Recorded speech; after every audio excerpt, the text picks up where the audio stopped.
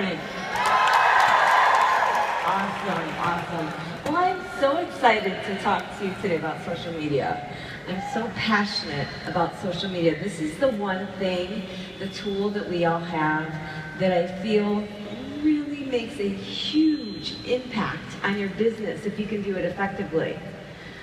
And so the deal with social media is that it's this incredible tool that can help you reach thousands more people than you normally would just face to face. Yet it's a skill, right? So the good news about that is that anyone can do this. If I can do this, anyone can do this, trust me. I am not a social media guru by any means, and there are so many of you out in the audience who do social media so much better than I do. But I do want to share with you what's worked for me and what works for a lot of my leaders and a way that you can really leverage social media.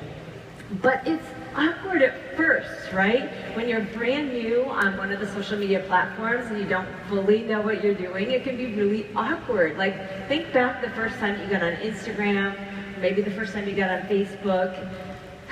Funny story, when my mom, I love my mom, best mom in the world, right? Love her to pieces, love you mom. She's one of my diamond coaches, but I remember when she first got on Facebook and she didn't know the difference between replying to someone's post as a comment and her own status update.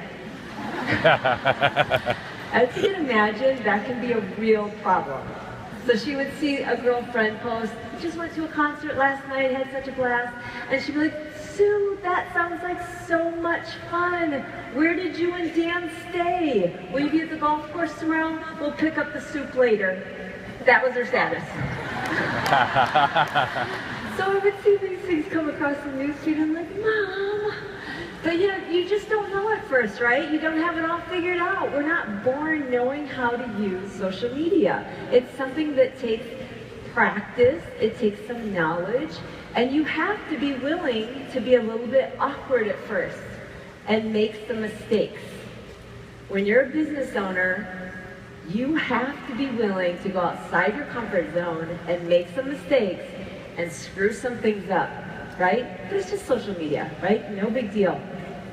I was no different. I have to tell you a little bit about my social media beginnings. When I first started as a coach, I actually wasn't on social media.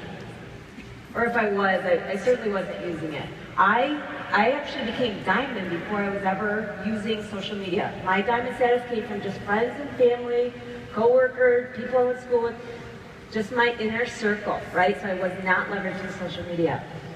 And so one day a friend said, you really should get on Facebook, it's fun. So I did it, not to leverage my business. And so I didn't have a profile picture because I can't stand to have my picture taken.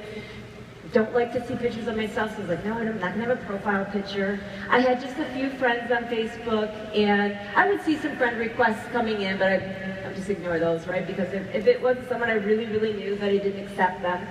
And I feel that a lot of us that are bringing new coaches onto our teams, that's their mentality, right? Because it's not a part of, a big part of their life.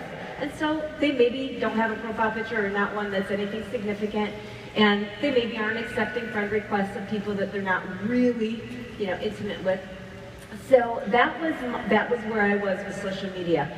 But I was working my business and I was very passionate about making my business work. I wanted my business to work for myself, for my family. I was working full-time. I was very stressed out at the time. I actually was building my business for 2 years while working full-time. I wanted this to work. I wanted to be a stay-at-home mom and wanted to have my own schedule for myself, for my son. I wanted to be able to retire my husband. I wanted all these great things. Fitness was my passion. I wanted fitness to be my full-time gig, right? I wanted all these things so badly, and I wanted to be able to help thousands of people, right? But I wanted to do it underneath my little comfortable shell. I wanted to stay in my comfort zone. I was just hoping that I could do that and still make this business work. And you have to step outside your comfort zone. You have to build a network of like-minded people, and it becomes so rewarding once you realize how to do that.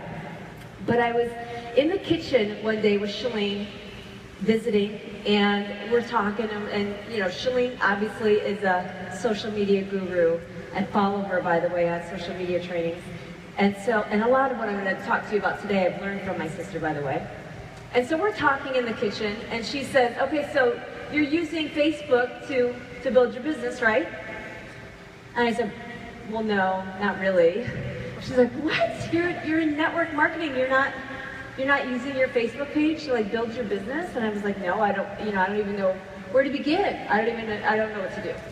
And so, of course, right away, big sister, she, logs into Facebook, and she looks at my profile picture, and she's like, dude, you can't have that as a profile picture. I had a hat on, because I love my hats, they're like my security blanket, over my eyes, and it's like from a distance, and I'm facing sideways, so you can't even see who I am, right? And she's like, when you're building a network, these people, that's fine for like us as family, we know that too.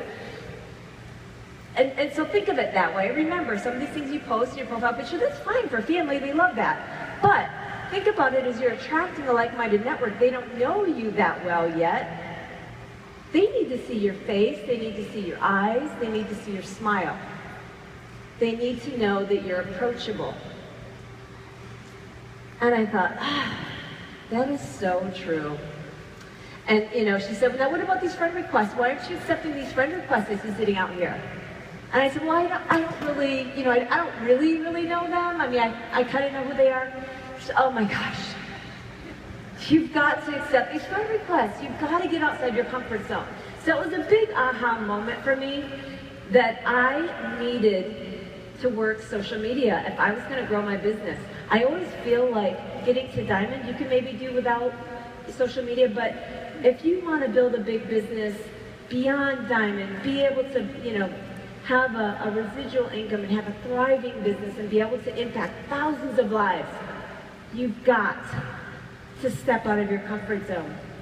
So that was the big question for me, and it was an obvious answer.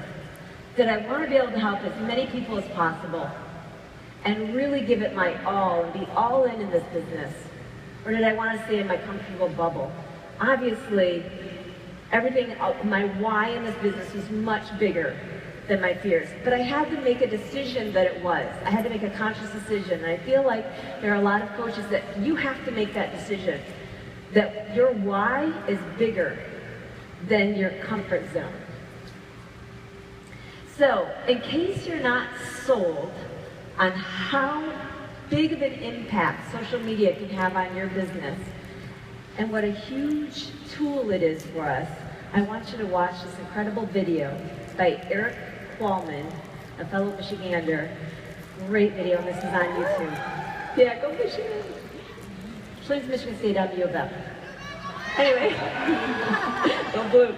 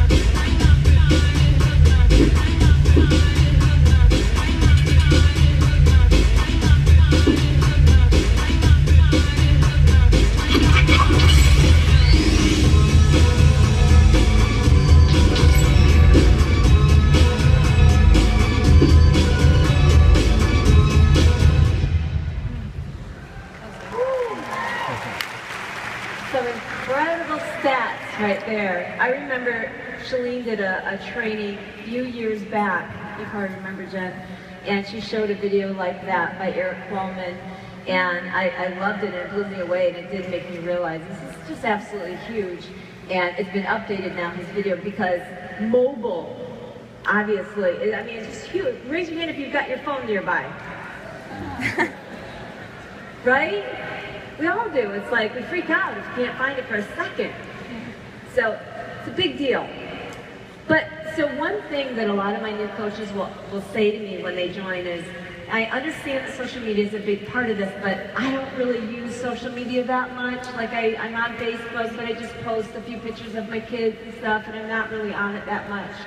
And I'm not really sure that I know how to do this. And basically what it is they're in the same place where I was when I first started realizing I needed to use social media, and that was, it's changed, and it's different, and it's scary. And we usually don't like what we don't understand, right? So I just assure them that I'm going to give them the training, I'm going to give them the tools, but it's going to be a process. And a big problem is that we just have this fear of putting ourselves out there, this fear of how we'll be perceived. Will we be perceived as being too salesy? Will people be judgmental that we're a coach and maybe we don't feel like we're as fit as we want to be? All these fears get in the way, right? But I think what will help you manage that fear is knowledge and passion and practice. I should have put practice in there too. Those three things. Having the knowledge of the different platforms that you're using. Because Facebook doesn't work the same as Instagram, okay? Not when you're brand new as a coach. There's certain things on Facebook that you can put on your personal page that would be great, but won't work necessarily on Instagram, because Instagram, you need to stay very consistent with a certain theme. Otherwise, people will unfollow you. You can put a family picture, the kids and everything on Facebook personal page, but on Instagram, people are following you for a very specific reason, and if you have too much of that, the family photos, pictures of the dog, picture of the cat, they see that too often in that set of pictures, they won't follow you. So different things work on different platforms, so having that knowledge really can help overcome some of the fear and awkwardness that you experience when you're new on a platform. And the other thing is passion. Just knowing that your why is so big and who you want to help, and letting that be bigger than the fear. I remember when I first started, or when I was about to become a fitness instructor, and being that I'm, shy and introvert, that was going to be a scary thing, getting up in front of all these people and teaching a fitness class. But, I loved music, I loved fitness, I really wanted to help people in fitness. I'd already been doing that naturally in high school, and for my track team, I would lead them through aerobic workouts. I really felt good about that. I wanted to do that. I was just so afraid of putting myself out there. But then when I shifted my focus onto them and the class, and the fact that I was going to be upset if people weren't lifting their knees high enough and weren't squatting low enough, and I started to shift my focus on, were they having fun? Were they dripping in sweat? And I stopped thinking about me. And I shifted all my focus onto them. And that's what really helped me manage my fear. And so I want you to do that with social media as well. I want you to stop thinking about, but I'm not this, and I'm not that, and I don't look like this, and I don't know that. And just start thinking about what you do know and what you want them to know. And that'll help manage some of that fear. So I want to start with baby steps. And so I want to talk about your Facebook personal page, because I feel like most coaches coming into the business, they have usually, not always, but they usually have a Facebook personal page. They might not use it regularly, but they have one. And so one of the first things, and another reason why I start with Facebook is because a lot of these things apply to a lot of the other social media platforms. And I feel like the personal page, the profile page, is a great place to get your feet wet. Because when it comes to social media, it's going to be a process of figuring out what is your niche, What do people want to hear from you? What do you have to offer? What do they want to hear? And so personal page is a great place to do that. But one thing you have to have on a personal page is your profile picture and your cover banner. Right away. I don't care how new you are in coaching, do this right away. If you've got a notebook where you're taking down action steps, what does your profile picture and your cover banner look like? Even as I was going through my presentation, I was like, oh, mine's not good enough. I'm going to change it. I'm going to change mine. I changed my like page last night. I updated that. But your profile picture and your cover banner really need to right away say that you are confident and you're happy, and it needs to say something about who you are. Just as a good example of a cover banner, Melanie Mitchell. Write that down, Melanie Mitchell, because you're not checking right now, right? You're all like, Melanie Mitchell's. She has a great cover banner. Chelsea Pearson, I haven't looked at it recently, but usually she has a great cover banner. She's great with social media. So check those out. It really just very simply, it's not too busy, you know, not too busy. Like right now, I feel like mine's too busy. Not too busy, but just says what you're all about. And then the profile picture, of course, needs to be, they need to be able to see your face, a smiling face, right?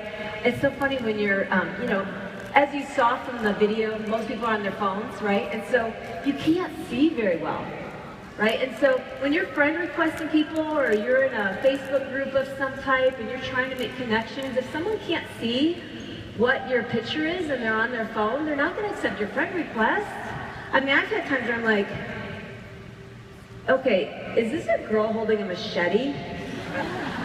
Okay, I'm not accepting this friend request. We are not going to be friends. And then I'm like, she's holding a champagne glass. We can be friends. It's just a champagne glass. A little champagne, not a machete. But when people are on their phones, they can't really see. So you've got to make sure that you've got a clear headshot. The other thing is you don't want to post and run. So I need to explain real quickly, in case you don't know, and I explain this to my coaches when they come on board, how Facebook works behind the scenes.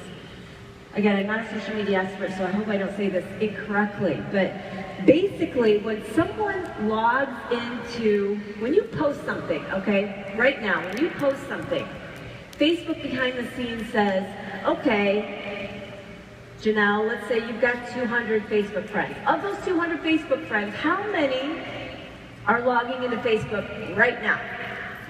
Okay, so let's say out of those 200, maybe there's 20 that are logging in right now. And then Facebook says, okay, of that 20, how many do you normally interact with? You like on their stuff, they like on your stuff, you normally have interactions with, out of these 20, how many do you normally interact with? Maybe out of that 20, there's only 3 that you normally interact with. So then Facebook says, okay, we'll bring your post to those 3 people's newsfeed. And imagine those 3 people, like one of them's in the grocery store going like this scrolling, right? Another person's driving and they're like at a light and checking real quick. If those 3 people don't like or comment on your post right away, Facebook says, I don't know what you just posted, but it wasn't very relevant. And so we're not going to bring it to anyone else's newsfeed. And so then you get crickets on a post that you think is pretty good, and then you're thinking, none of my friends or family care. They don't care about fitness. They don't care about health.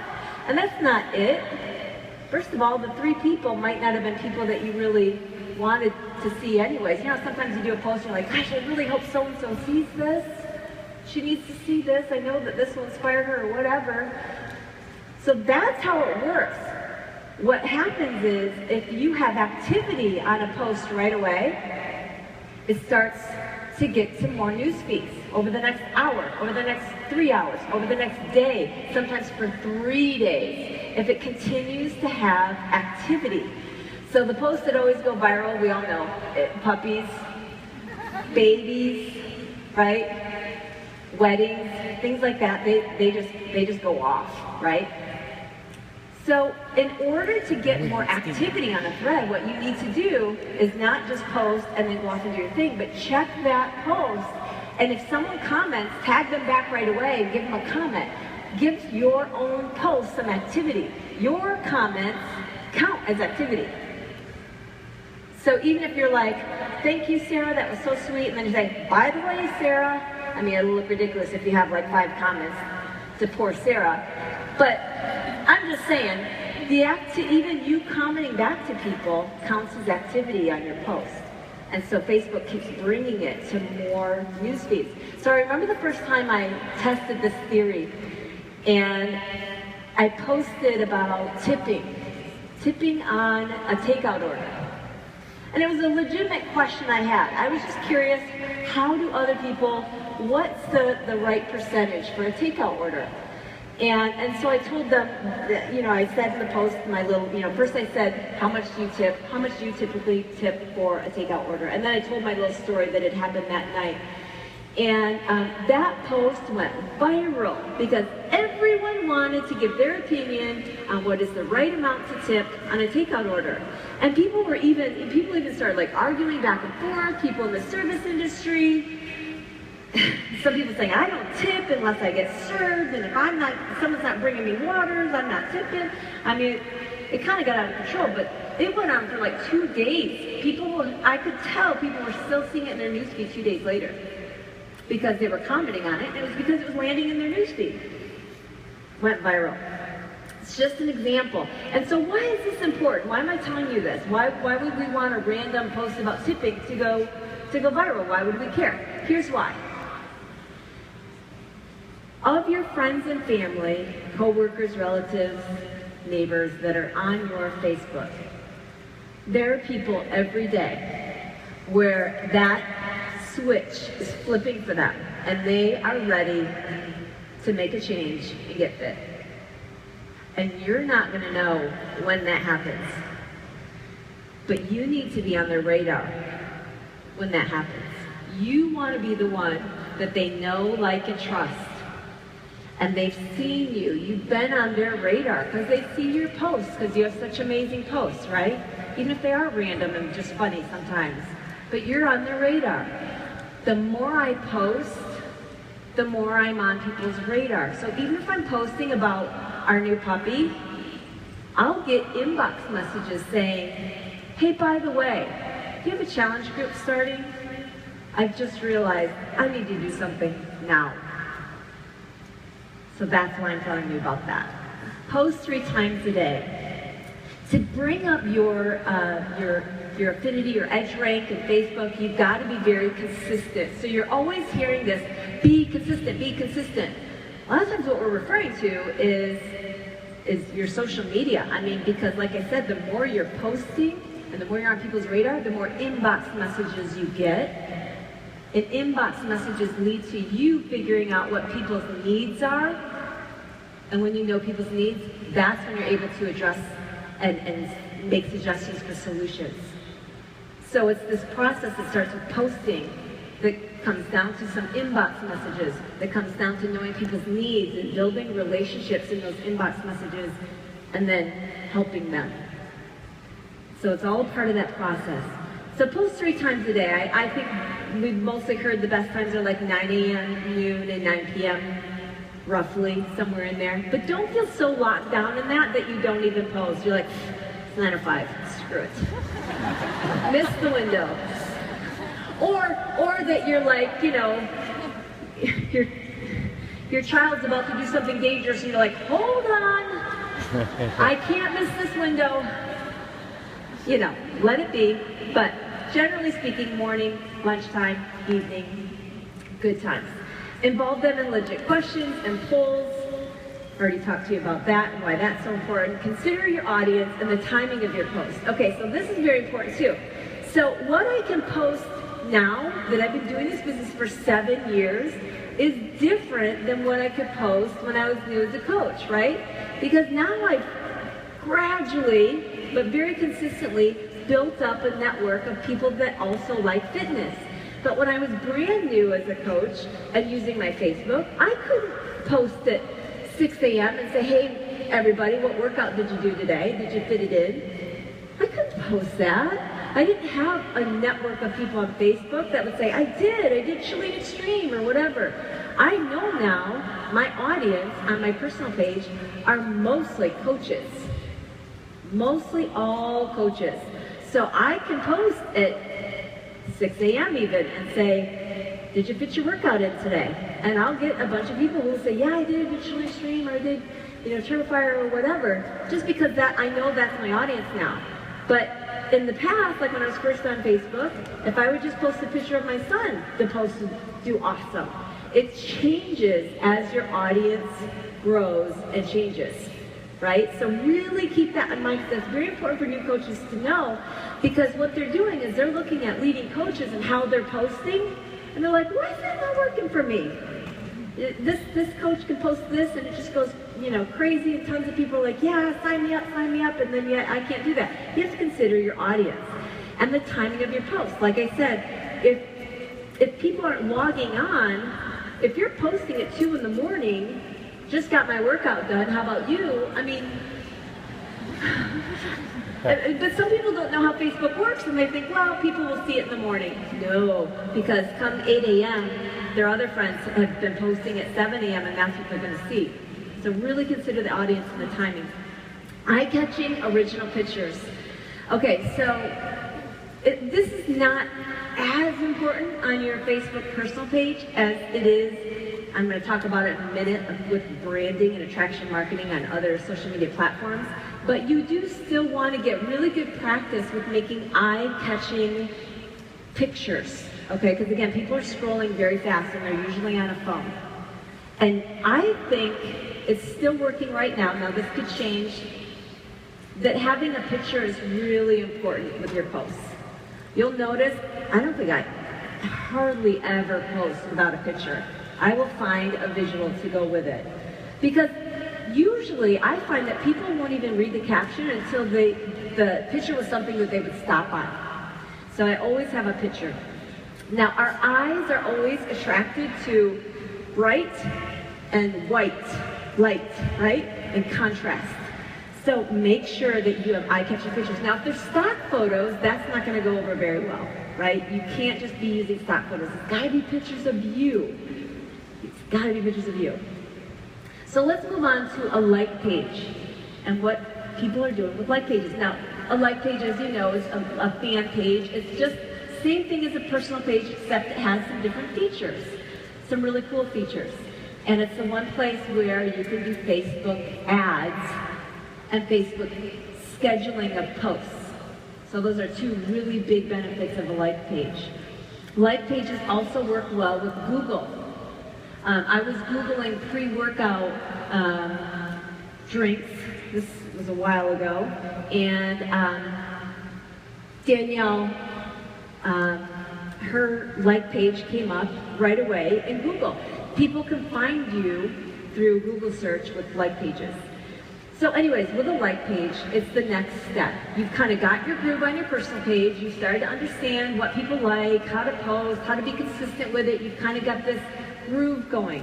So sometimes people ask me, when's the right time to open up a like page, a fan page? It's different for everyone. If you already feel like you know what your message is, you know what your niche is, you know how to use Facebook on a consistent basis, then it's time. It's time. As soon as you're ready for that, it's time. It's also time once you are ready and willing to commit to the time investment and the financial investment in a like page. Because I do believe that you should do some Facebook ads if you're going to have a like page and you want it to build. So you have to have a cover, and you don't have to. I think it's effective to have a cover banner with an offer and invite. And my sister taught me this, of course. So let's see, I'm trying to think of a good example. Mindy Wender. So Facebook.com/Mindy Wender Fitness, one of my top coaches. She has an excellent cover banner. And it takes you to, she actually has some calls to action at the bottom of her like page. Check it out. Write that one down as a great example. Also, Anita Myron does too. I've noticed Anita Myron does. I think her like page is Get Fit with Anita? Get Fit Anita? Anita Fit? Anita Get Fit. Anita's already fit. Anita Get Fit. She's got a great one as well. But so what that does is, so if you do run an ad saying like my page, they like your page, and right away the first thing they're going to look at is your cover banner. And it says click here, and it brings them to join my challenge, or sign up for my recipe book, or sign up for something where you're collecting email addresses. You've heard over and over, I'm sure by now, you've got to be collecting email addresses as part of your list, because we don't own Facebook. Your Facebook could get shut down tomorrow, right? You've got to be collecting those email addresses so that you have a way of contact for these people. Videos of you. Videos work very well on a like page. Now, the algorithms are always changing on Facebook, okay? So you have to stay abreast of what's working and what's not. But videos uploaded directly from your phone work very well on a like page. It's a great way to get traction if you can do a video. Now, it's got to be a view, though, right? You've got to do videos of you, because on a like page, you're now in this environment where you are branding yourself. And so it's got to be videos of you. It's got to be uploaded directly from your phone. And so using a YouTube link, that doesn't work as well. Facebook doesn't want to promote YouTube. So and this, by the way, is also true of your Facebook personal page. If you're putting in the caption of your post on your personal page or your like page, if you're putting a YouTube link, Facebook goes, not so much. We're not bringing that one to the news feed. So you hardly get any traction. I remember recently my dad posting a YouTube video on Facebook, and it didn't get a whole lot of traction. I said, Dad, you can't put the link in the caption. It doesn't make it to the news feed, you know, because he was bummed that no one said anything about it. Like, you gotta just say link in the comments or whatever. Caption. Now again, this stuff changes quickly, so stay abreast of what is working. Like, maybe it changed just recently and I don't know about it. Captions. Engaging trumps amazing. A lot of new coaches will say, well, I don't have a really outgoing life. I'm kind of a homebody, and I don't know if I can really, like, you know, do a like page and call myself a public figure and blah, blah, blah. Yes, you can. You're all public figures. You can all be a public figure. Open up this like page. It's very simple. You just go to someone else's like page and click create like page. And you just start loading up some pictures and posts and start inviting your friends and family to it. It's really not a big deal. Just start doing it. But engaging trumps amazing. Who do people like? People like the people who like them. That's who they like. They don't like perfection. They like progress, and they like people who are relatable, and they like people who are down to earth. That's who they like. So just be engaging. Social media is a two-way street. It's not, I'm going to talk at you, I'm going to preach statistics to you, I'm going to tell you to drink more water. That's not what your like page should be like. Your like page should be like you are trying to engage them in conversation. Let's talk. It's not like, I'm here, I'm the expert, and I'm going to talk at you. That's not your like page. Your like page is social. It's meant to be let's talk. So you're engaging posts. They don't need to be amazing, just engaging. Invite friends and family consistently, but give them a reason to go to your like page. Like, hey, here's this awesome picture of this awesome healthy cheesecake. Full recipe on my like page. You'll still have people on your personal page say, that looks amazing, blah, blah, blah. Just tell us what it is here. And sometimes the less information, the better, because then people will ask questions. And then some will go over to your like page and they'll comment over there on the recipe. Give them a reason to go there. Now, I talked about Facebook ads, but you can also get a lot of organic reach, in other words, non-paid, just doing premiums. Now, I don't have time to go into a whole freemium training, and Shalene does, so definitely follow her trainings. But a freemium is basically something you offer for free, and maybe it's in the form of a webinar, maybe it's in the form of a PDF, maybe it's just a checklist, maybe it's a video series, maybe it's an ebook. I have an ebook on JenelleSummers.com. I have an ebook. It's just a food inspiration ebook. Direct people, ask people who wants this freemium and say, place your email below. And a whole bunch of people will. Contests and videos, same type of thing. Now with the like page, you have to continue the jab, jab, hook, uppercut formula. And some of you are like, well, what is that? and you would want to do this on your personal page as well.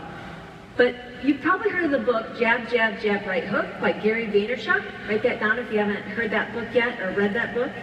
And it's an excellent book, and one of the things he talks about is your jabs are your inspiring content or your helpful content. It's your value that you're giving to them. Those are your jabs.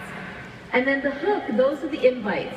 So an invite to your challenge group, an invite to your sneak peek, or just an invite to the business opportunity.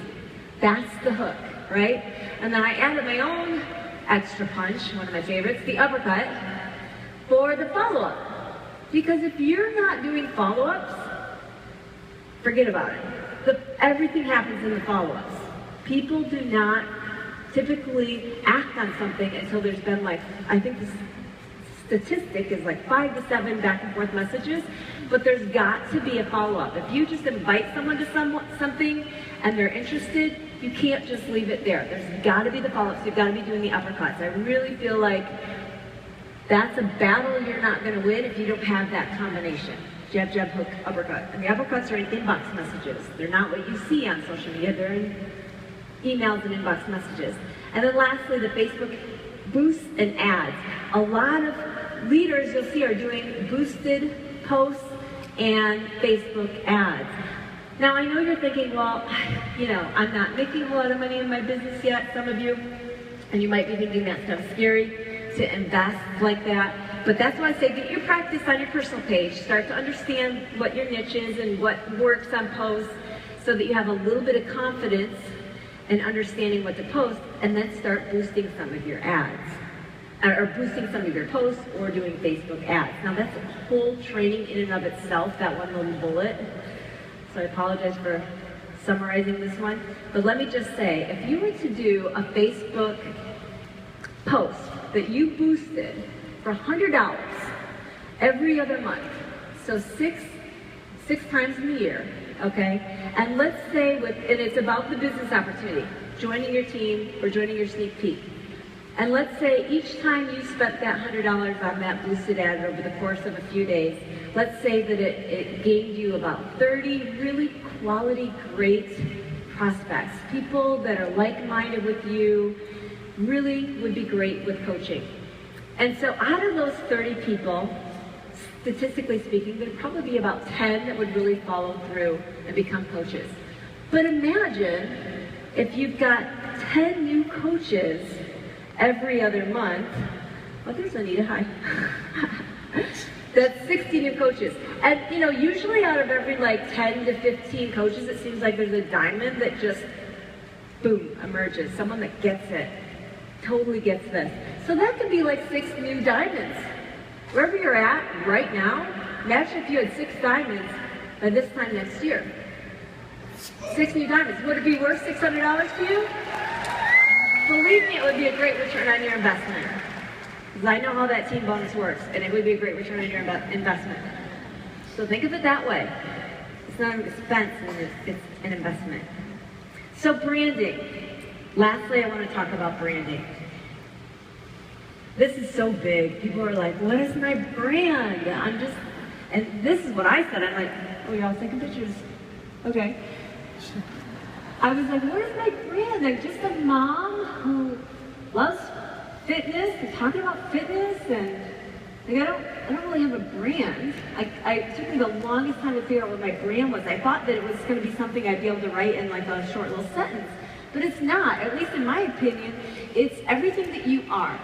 It's your style, it's your philosophy on things, it's the way you approach people, it's the way you care about people, it's your history, it's your story. It's all these things combined.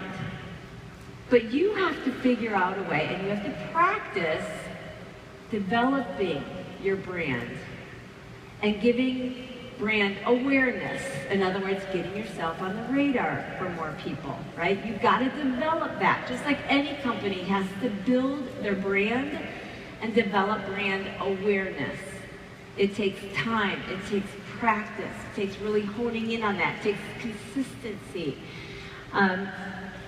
So you are your brand already. You just need to figure out what it is about you that really attracts people to you. Because when you're new as a coach, you're kind of finding people, and as you get more experience, you want to be attracting people. So know your strengths and just roll with it. It helps to visualize your target audience. It helps to stage your pictures and videos. I'm sure you've seen my sister doing her, legless out by the pool, right? It catches your eye, right? You want something that's appealing to the eye, and when you're branding, things have to look more professional and much more appealing to the eye. You don't need a pool. Just, go film a video out in front of, a school with a brick wall and nice white, sidewalk in front of it. There's lots of things just in nature that'll do the trick. Blow their mind with value and ease their mind with relatability. That goes without saying. Have original and professional looking content. You've got to up your game when you're branding. So now I'm talking about Instagram. I'm talking about the like page, of course. Pinterest. You really got to take that extra effort. It's not just going to be one little picture and that's going to work. Sometimes. But you got to put a little more effort and thought. Like, I'll work out and then I'll be like, oh, but for this video I'm going to shoot right now, I'm going to put a bright top on. And I'm going to step outside instead of being in my dark basement, right? You've got to think these things through and take the time. And it goes without saying, you have to be investing in your personal development and your social media training. Okay, again, that's a whole training in and of itself, and I'm putting it in one bullet, but you've got to be filling your brain and training your brain for success so that you really are putting out valuable content there, because it's the thoughts that you're having, right? And the social media training. Shalene's got amazing social media training. Mari Smith, Melanie Duncan, Amy Porterfield, just to name a few. And lastly, you have to have patience. It takes time to develop a brand. I cringe when new coaches say to me, well, Jenelle, I'm just going to try this for a few months, see how it goes. Like, that's like saying I'm going to have a child, see how he does for a couple months. See if he can walk and act like an adult. It's crazy. You can't see if your business is going to work in a couple months. This takes time, so have patience. And I know a lot of you might feel like you're a slave to your social media, or it can be. You really want to recycle and reuse content, go back and use old content, have your Pinterest link to a video that you already did for Instagram anyways, but it links to YouTube. Have things interlinking and overlapping. It's okay. At least it is in my book, because we have families and we have lives, right? If someone's seeing it all, they need to get a life, right? Schedule your like page posts. I've got some posts that are scheduled now because I'm like, look, I'm with my son at this point. I'm getting him ready for school or whatever, and I don't want to be like, oh, I really should post right now. So I schedule some things and hire help. And that's, again, another training in of itself, but don't try and do all this by yourself. There's lots of, elance.com, there's college students, there's lots of people that'll help you with some things that take you too long to do. Invest. Even if you're not making the money yet, invest. Believe in yourself, believe in the business. Lastly, I want to show you this video, motivationgrid.com, and I just hope that it emphasizes to you what you have right now and how much you can do with who you are right now and what you have to offer. And we put this video at the end because I cry. I cry during this video, and I can't usually talk afterwards. It moves me, and I hope it moves you. There's an old African proverb that says that there's no enemy within, the enemy outside can do us no harm. You don't have to personally be perfect. Are you hearing me? There are those of you right now, you should have cut a CD. You should have wrote a book. You should have got in school and got that degree. You should have started your own business. There's so many things you should have done. You should have done, but you didn't do it because you're scared.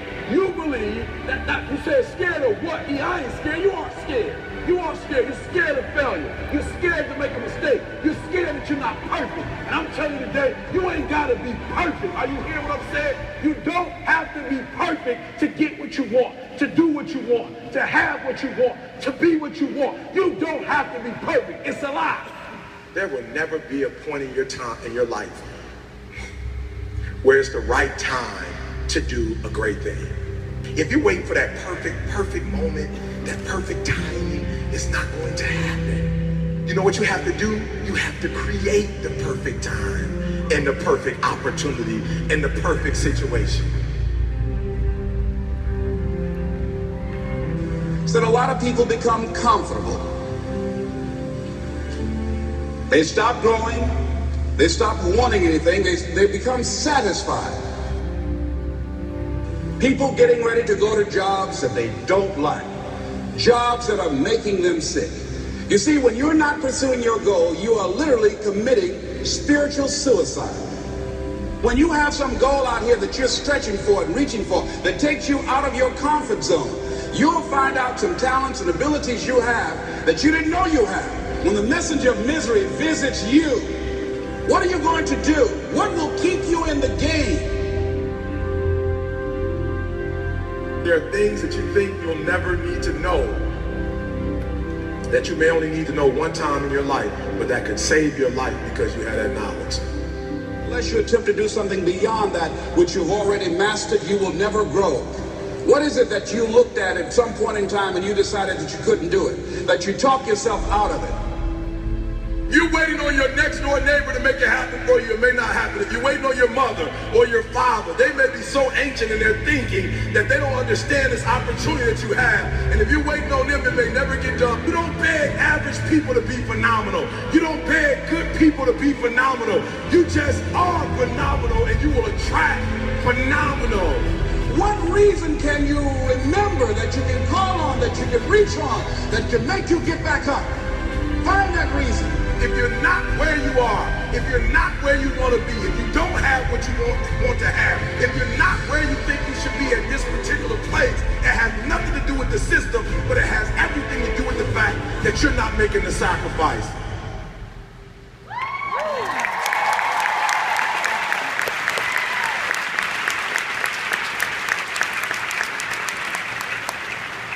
So I just hope that you realize the huge opportunity that you have with this business and you get after it. Thank you so much. Ladies and gentlemen, Jenelle Summers.